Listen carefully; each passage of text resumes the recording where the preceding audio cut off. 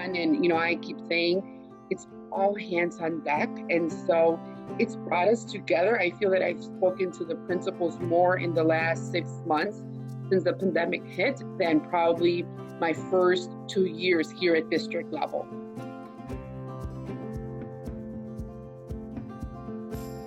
Taboada and Juan Corona, welcome back. It's our second edition of the In This Together docuseries. We recorded the first one a little over 2 weeks ago, so not too long ago.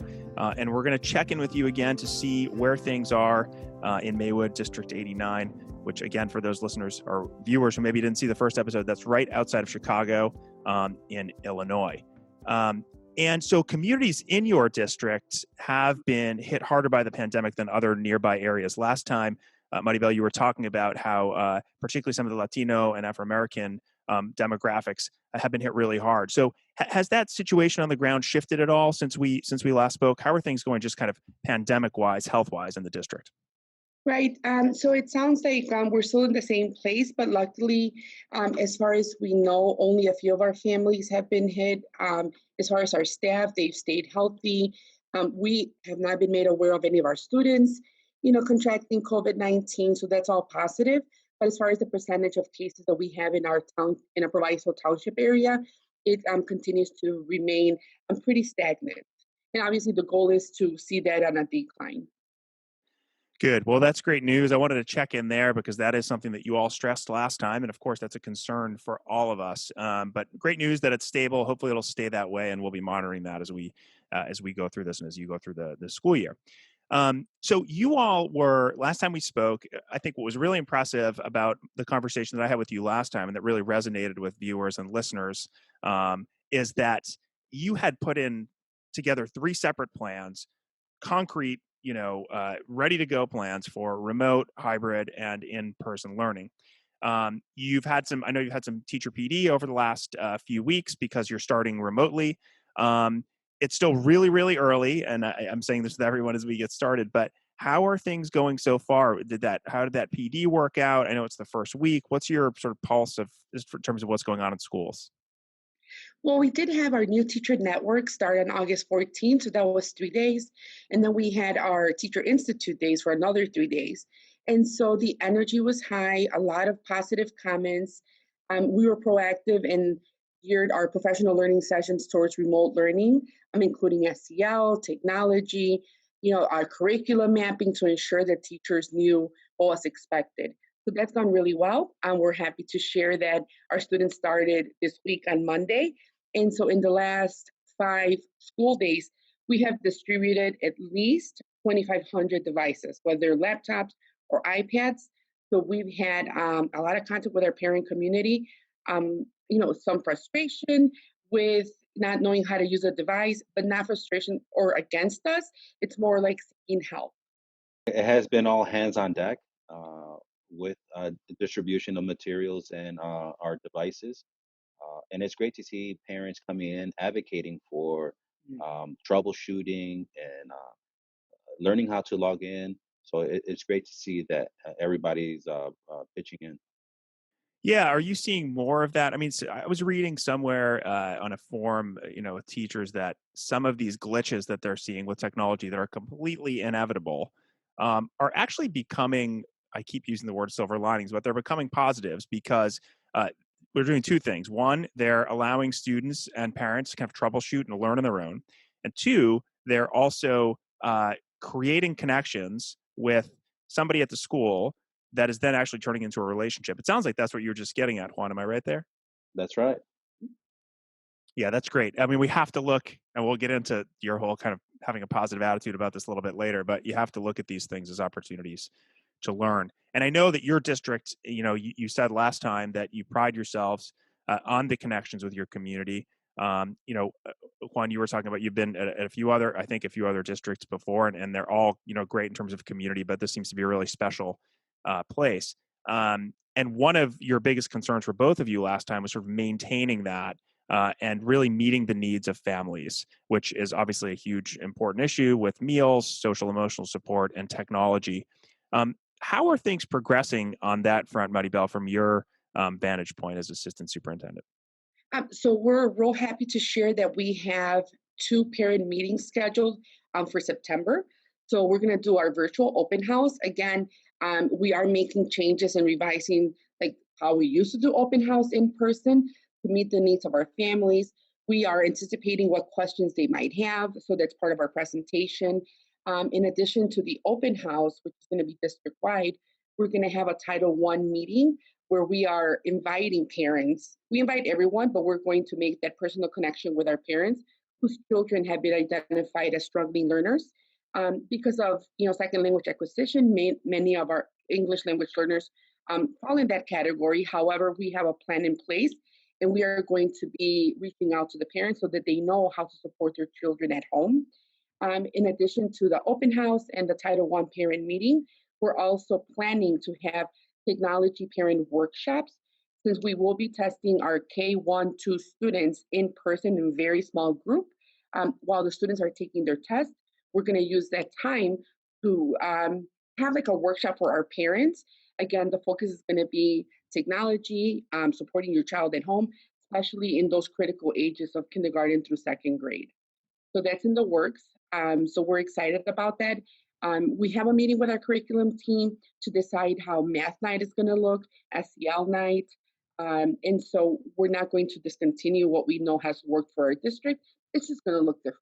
Yeah, two takeaways there. Actually, one takeaway and one question. It seems like you're using these meetings with the younger students and their families as a way to kind of have a bit of a phased approach to bringing students back, at least in some capacity. That seems to be the case in a lot of districts, whether they're sort of rural or urban districts, which is really nice to give these safe opportunities to see kind of how it goes. And the second thing that I wanted to ask you is follow up on that, Maribel, was you said that you were sort of anticipating some questions and going into those meetings thinking about what parents might ask. I'm curious, what are you anticipating? What are like the top maybe 2 to 3 questions that you think they're going to be asking you? How do I use the parent portal so that I can check grades? Because in the past, again, they were used to having that conversation after school with the teacher. Well, that's no longer the case. So I know that a lot of parents have asked, like, how do I access grades? And, it's through the parent portal, and we've had it for 4 years, but I guess they didn't have the need prior to this year. So that's one question. And then the other one would be, how much time should I be spending, or how much time should my child be spending doing that asynchronous instruction? Because that's when they feel that it's their turn or their opportunity to jump in and support their child. So those have been the questions that we're anticipating, the 2 big ones. And then those are the little ones that are more like, based on the person, but those are like the big 2 across the district.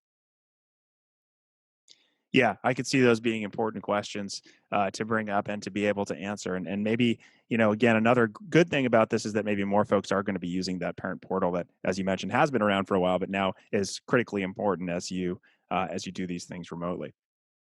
Right. Have you, and maybe this is a question for you, Juan, or Maribel, whoever wants to take it can, but have you all, and again, it's very early, have you been able to identify sort of any learning gaps at this point, particularly for English learners as you go back to school? And is that what you're thinking about right now, or are you thinking about other things? I think it's still too early. I think one of our goals right now is for our teachers to form those relationships with our students, um, have them work through the expectations, but also creating a structure. Uh, our students are logging into their devices, they're learning the protocols. So we know that's going to take time.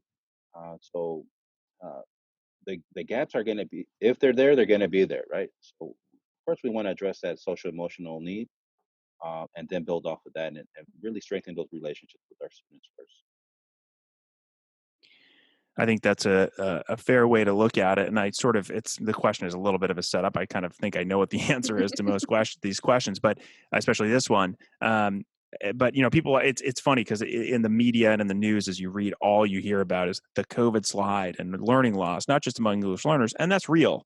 But what we're seeing really on the ground is people focusing on, as you mentioned, the importance of building these relationships. I like that you mentioned putting in structures. Even for something it's not simple, for something like using technology. I mean, as a teacher myself, one of the things I did that I think some of my school leaders and evaluators appreciated it, and others maybe had no idea what I was doing. But it was, here, we're going to use this new tech tool. Take 10 minutes and just tinker with it. Do whatever you want. You want to draw an airplane with it. If it's a drawing tool, I taught Spanish. Go ahead. Like if you want to, you got to have time to kind of figure out how to use the things that you're using. And I feel like building relationships and going back to school in this way is important as well. And I think students and parents will appreciate that time to just, how are we going to do this? And then we'll get into the business of, what we need to do. Juan, another thing that you, and that maybe this is part of this, that you stressed last time, which I really, really liked, I asked you, what do you think kind of the most important thing is in terms of thinking about best practices? Do best practices exist? It was a question that I asked last time. And you pointed to the importance of having a positive can-do attitude as a key factor in making progress. You pointed to your own child who's going into kindergarten and what you want for her. And you said, you want to do the same for all the students that you have now there at Maywood. And you said such an important thing is just having that positive attitude and really looking at things as they come and not getting occupied by all of the challenges that we have. How have you seen that play out both with you and maybe with the people that you're working with as we begin the school year? Well, I've seen a very clear all hands on deck attitude from our staff. Some of them volunteering after their instructional window to come down and help distribute devices, meeting the parents, which is great to see. It's not something that we say, "Oh, you come help us." They did it on their own. Like an organic type of let's help out. The office is busy. We were busy, but let's work on this together. Um, and then district administrators going into the buildings and supporting in any way that they can. Um, that's great to see. I've been at two schools working with them. Other building administrators reaching out, like, "Hey, what do you think about this?" Um, and a lot of them, they know what to do, and I think it's just that reassurance. But they want to do what's right for their school, which is what we want to see. So they're making decisions based on need, which it all comes down to supporting our families to support that instruction for our students. And one technology piece that I love is our one of our coordinators created like a guidance. So we gave the devices and it's in English and Spanish on how to log in, where to go next. Like a step by step. We're looking at things instead of being challenged with our parents don't know how to log in, is here's some support.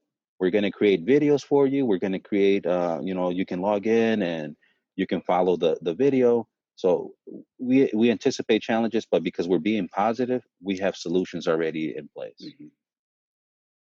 And we But remind ourselves to be positive. You have to. And you have to have people who are positive around you because that's contagious. Otherwise, it's very easy to dwell on the negative. I mean, there's a lot of challenges. There's no doubt. So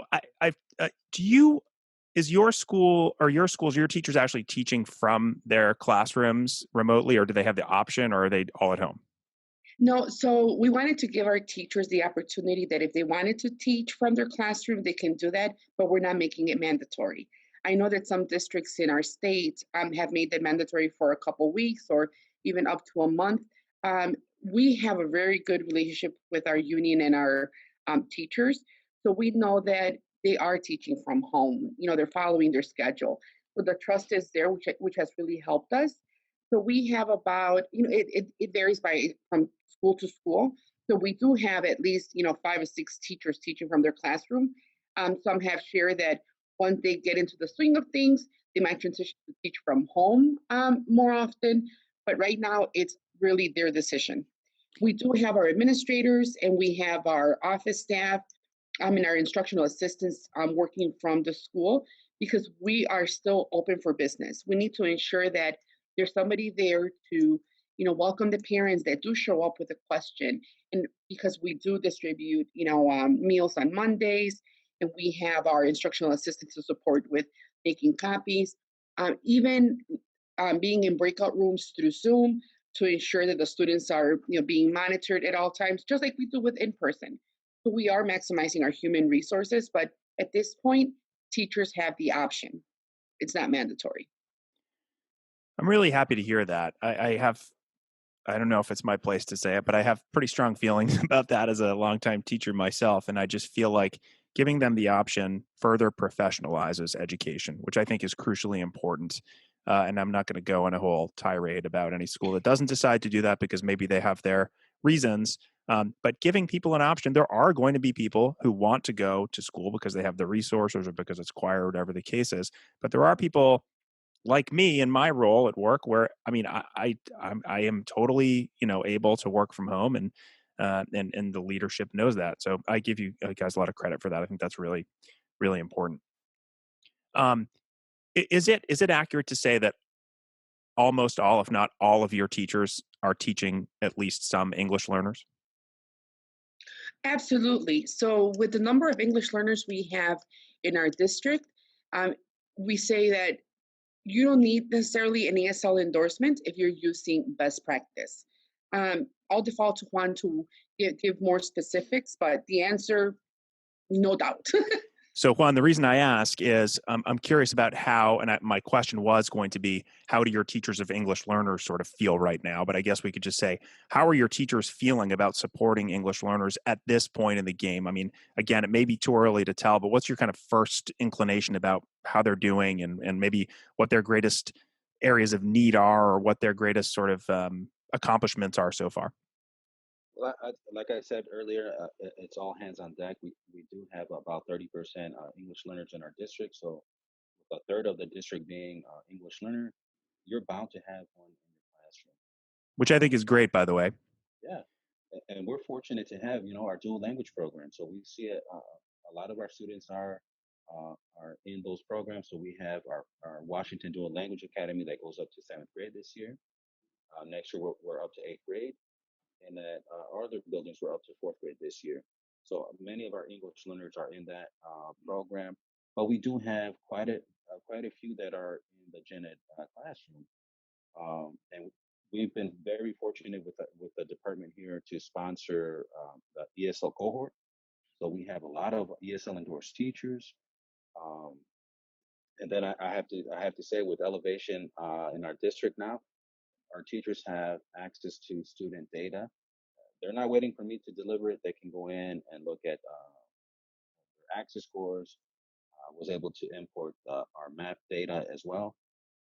So our teachers are as always, at the beginning of the school year is getting to know your student, but they have information at their fingertips, and I think that kind of eases the feeling of what should I do with my students right now. And our ESL teachers, I know, are constantly checking in with their students and with the teachers just to touch base. If there's language needs, they're identifying them early on. But I feel that what we have in place has been supporting. I know as the year goes on, we can elaborate more on how things are going. But as of right now, I think we're in a good spot. We know there's challenges, but we have a great ESL team that is out supporting our students. And what's really cool, Steve, is that our monolingual teachers or our gen ed teachers are so welcoming of our ESL bilingual resource teachers that, again, we started school on Monday. And because we do have to screen the students that have a second language spoken at home, new students to the district, our ESL teachers on Monday weren't necessarily pushing in, quote unquote, into their virtual lessons. And they were asking, it's like, am I going to have an ESL teacher supporting our ELs? So we have our gen ed teachers advocating for our English language learners as well. That's great. I love that. And it's just, I really do think it's so great that every teacher has I think the benefit of having English learners and certainly a wide variety of students in their classes with different linguistic and and content driven needs and assets. I think that's really important. Um, and I love it that people are collaborating perhaps a little bit more now because of the situation. That's also a nice silver lining. So I'm curious if there have been any surprises so far, and if so, maybe what has been sort of the biggest surprise since we talked last 2 weeks ago? So the biggest positive surprise is how fast we were able to distribute all these devices across the district. again, we had our strategic plan that we were anticipating being a one-to-one district in school year 2021-22. And what we were hoping to accomplish in 2 years, we were able to accomplish in 3 months.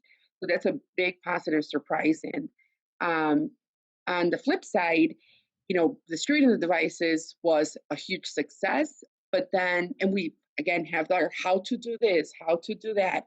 However, my biggest surprise is a lot of our parents, regardless of age, so I'm not talking about age here, regardless of how old they might be, are lacking some of those basic skills to support their children with the technology. Now, if you have a third through eighth graders, I read an article not too long ago that said, yeah, they know how to use technology. Even little kindergartners know how to use technology, but are they using it to learn or for entertainment? Correct, right. Very different purposes, right? And so that's been like my biggest surprise. I'm like, they struggle even to find the @ symbol sometimes because of the emails. We have little kindergartners with their email this year because we want them to use Teams, Zoom and Teams. We want to have two different platforms in case one doesn't work. We have a backup. We just can't say, well, there's no school today because the platform's not working. So again, being proactive instead of reactive. So that's been my surprise. I'm like, the @ symbol, what do you mean you can't find it? Just little things like that, but nothing major. So I guess we've been very blessed and fortunate that as Juan and I keep saying, it's all hands on deck. And so it's brought us together. I feel that I've spoken to the principals more in the last 6 months since the pandemic hit than probably my first 2 years here at district level. Any surprises, Juan, for you? I think safety, right? We want our staff and our families to be safe, and I've been surprised on how all of our families are coming in with their mask on. Even our kindergarten students are coming in with their mask on it. And I know it's the new norm, but it's something that are they going to be 6 feet apart? What are they going to do when they're in here? Some of the parents, you see them take out their own hand sanitizer and just the safety for everyone, um, because it is important. Um, it's been there, so I'm happy to see that. That was a big surprise to me. It's nice to hear these stories from others as other districts get ready to approach the school year. And Maribel, I will tell you that you're not the only one who has mentioned to me that the @ symbol is a challenge for some. I did a podcast a while back about somebody who said they literally had to go to the family and say, here's how you do it so that you can communicate with me. So really whatever it takes. And those surprises are surprises, but they should be taken seriously. And it sounds like you're taking steps to make sure that people know how to do it. And hey, that's a life skill, right? That's something that you could say that you've definitely taught someone at this point. So I want to wrap this up with a question, sort of two questions in one. And that is, what do you feel like needs most of your attention right now as EL leaders? And what is kind of coming up in the next couple of weeks? Or what can we expect? What do you anticipate the challenges being, and hopefully some of the accomplishments as well? So the most attention, I can answer that in two different ways. So for us as district level administrators, it would be to ensure that we stay informed with any changes or any guidance, any changes in the guidance from our Illinois State Board of Education. But the most attention when it comes to like our community is what we shared before. I'm ensuring that we are having those parent workshops or informational meetings to keep them informed so that they can support their children more at home. Um, Once we start map testing, of course, from the instructional side, we're going to have to form groups to ensure that we're differentiating for whole group and small group instruction. So those are the three things for us to stay informed of any changes in the guidance from ISBE, supporting our families and communities so that they can support their children at home as we progress through the school year. From an instructional standpoint, making sure that once we're done with map testing, that we regroup our students to ensure that we are differentiating our lessons in literacy and mathematics. That's kind of a nice summary of the whole conversation that we've had today, from going from the general most critical things to be able to learn to then actually, diving into actually what we need to do to mitigate, any challenges that may have arisen over this time. What can we expect to, or I guess, if you had a crystal ball, what do you think we'll be talking about, or what do you hope to be talking about next time we get together in 2 weeks? Well, in 2 weeks, it would be our third week of instruction.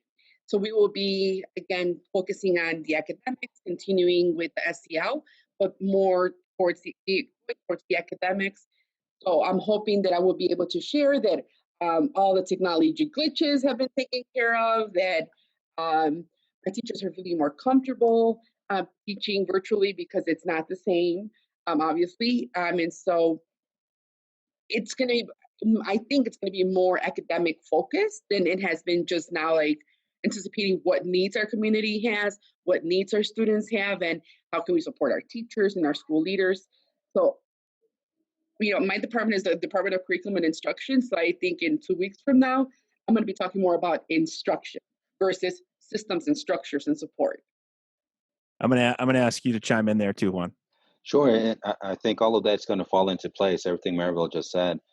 We just have to remember to ensure that it's easy to say, but to give our teachers some TLC and some patience. We know things are not easy. We hear from other districts that we're all having challenges, but just a little bit of patience and understanding, I think, will help us get that structure that we need, and then really jump into the instructional piece. Mhm. Great. Well, I want to thank you both for taking the time again to sort of update us on where you are in your district. I'm really happy to hear, as we mentioned at the beginning, that cases at least seem to have leveled off, and that you're off to what seems like a good start, despite a few glitches that are completely unavoidable. And once again, I'll just say, that your passion for the students that you work with is contagious, and hopefully others can hear about this and either be positive about the fact that they're going back to school in a couple weeks and it's been successful there, or learn a few things as they are already sort of back about what you're doing. So congratulations on what seems to be a successful start. And I look forward to chatting with you all again on the third edition of the In This Together docu-series from Illinois in a couple weeks. Thank you, Steve.